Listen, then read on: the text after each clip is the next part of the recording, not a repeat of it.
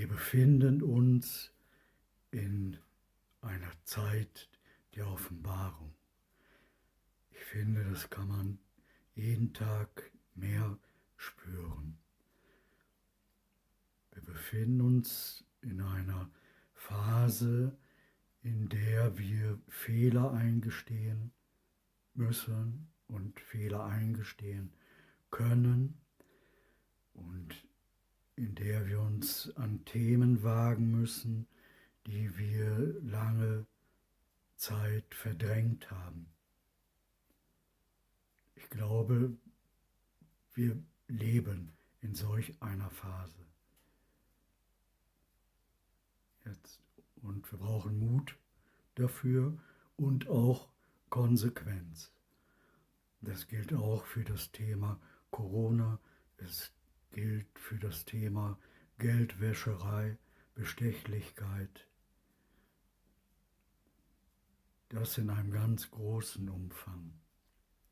Erinnert man sich mal an die Erzählung von Jesus, dass er in dem Tempel die Tische der Geldwechsler umschmeißt?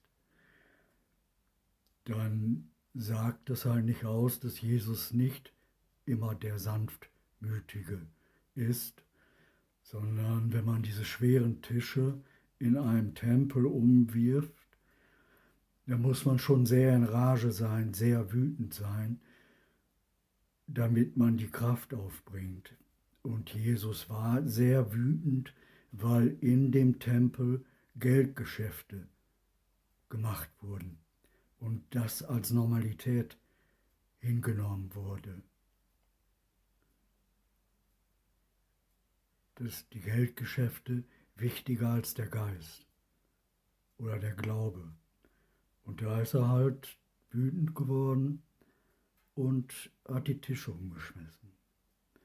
Und das könnten wir heute auch machen oder so empfinden, wenn wir uns mal mit diesen Themen beschäftigen.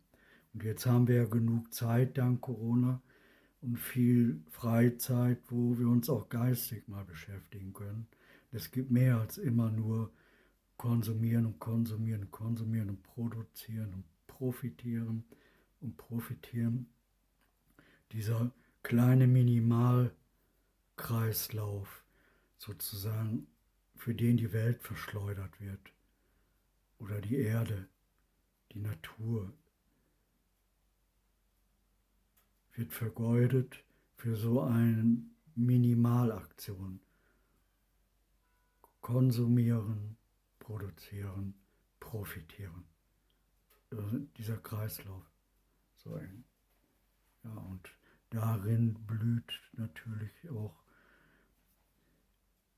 das charakterlich Miese, was in diesen Geldgeschäften, Bestechlichkeit und allem halt auch zur Geltung kommt und sein Gesicht zeigt.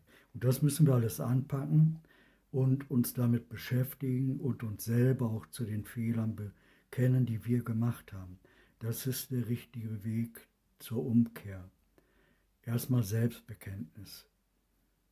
Zugeben, was man selber falsch gemacht hat, auch wenn man sich selbst damit belastet. Es gibt nur diesen Weg der Wahrheit. Es gibt nur eine Wahrheit, eine einzige Wahrheit. Das ist die Wahrheit. Und ich finde es gut, wenn wir den Weg gehen, den Weg der Wahrheit, und wünsche allen die Kraft, das zu tun für sich. Okay und ciao. Ja.